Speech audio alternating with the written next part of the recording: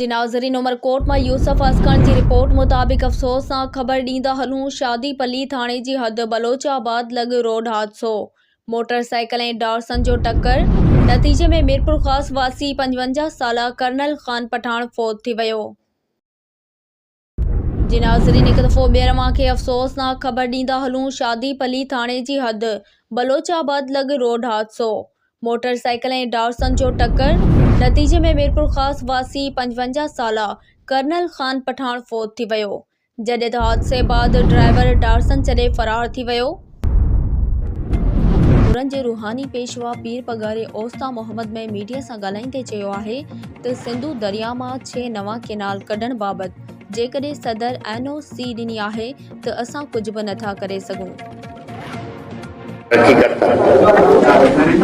बलूचिस्तान के बच्चे माँ बाप उधार भी लेते हैं, सब कुछ करते हैं, बच्चों को पढ़ाते हैं। जब नौकरी का टाइम आता है, बगैर पैसों के तो नौकरी मिलती ही नहीं। अब क्या माँ बाप क्या बेचे, पहले ही तो बहुत कुछ बेच के बच्चों को पढ़ाए।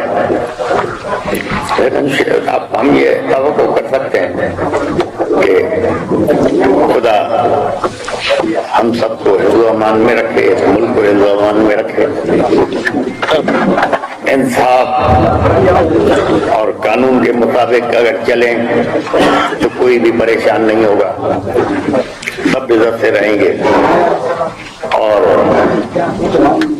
सब प्यार मोहब्बत से रहेंगे। अगर इक्वल ट्रीटमेंट होगा, नहीं होगा तो फिर गाड़ी इसी तरह चलती रहेगी जिस तरह चल रही है। और इलेक्शन तो आप लोगों के सामने था, ये इलेक्शन ने तो मुट्ठी खोल दी। ज्ञानी साहब के वक्त से ही हालात खराब होते जा रहे थे, फिर बाजवा साहब ने तो सारा डामाडोल कर दिया। इस इलेक्शन ने तो मुट्ठी खोल दी।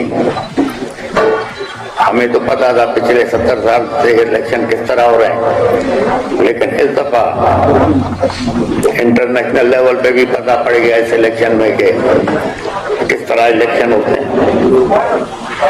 मैं समझता हूँ कि यही रवैया रहा तो जो खानदानी आदमी है, जो अपनी इज्जत महफूज रखना चाहता है, बचाना चाहता है, वो पीछे हट जाएगा।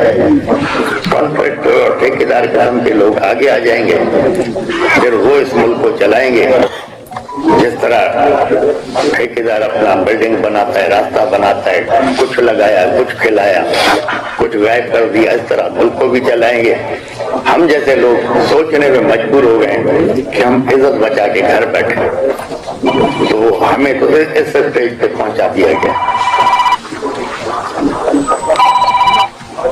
आपके या मेरे वोट से न हुकूमत बनती है।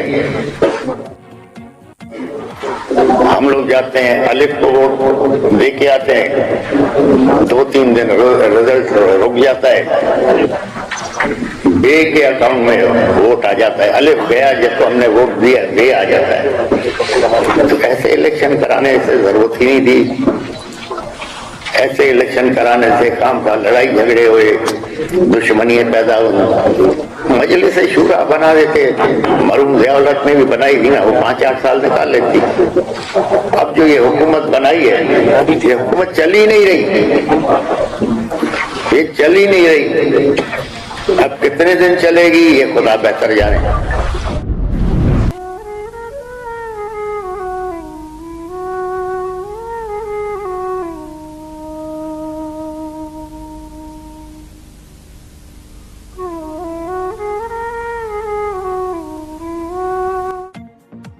टनो आदम लॻ सुई कंदड़ शाह खे 3 फुट गारो फसल पानी हेठ।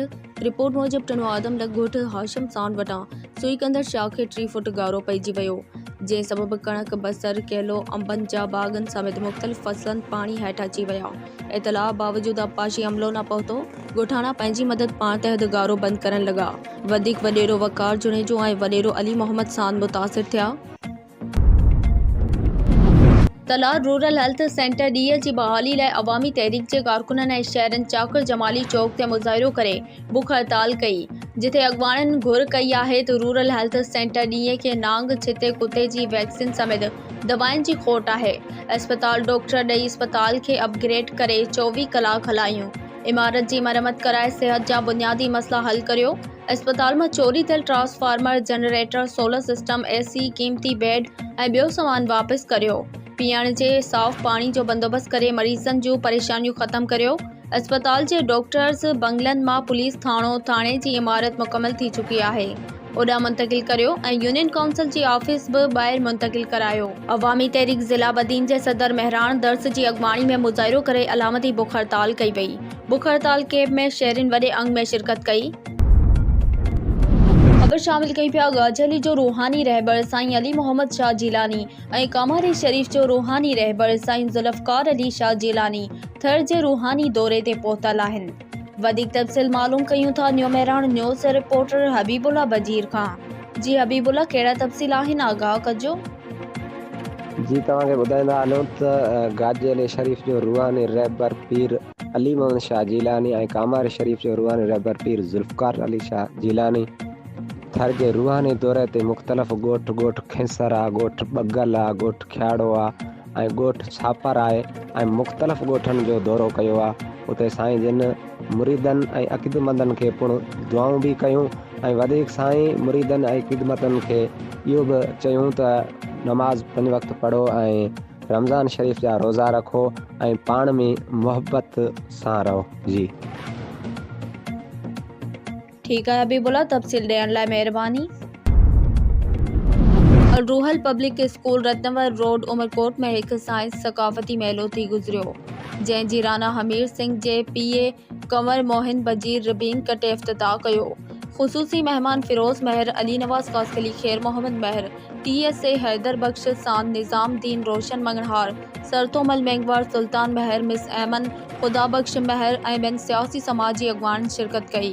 खैर मोहम्मद महर न्यू महरान न्यूज़ सां ॻाल्हाईंदे चयो त अहिड़ा प्रोग्राम हर स्कूल में थियणु घुरिजनि जीअं ॿार एक्टिविटी मां घणो सिखनि। त अशोक मेंगवार चयो त सैफ जी तरफ़ सां असां फ्री तालीम ॾेई रहिया आहियूं। ॿारनि क़ौमी गीत ॻाए पंडाल खे झुमाए छॾियो।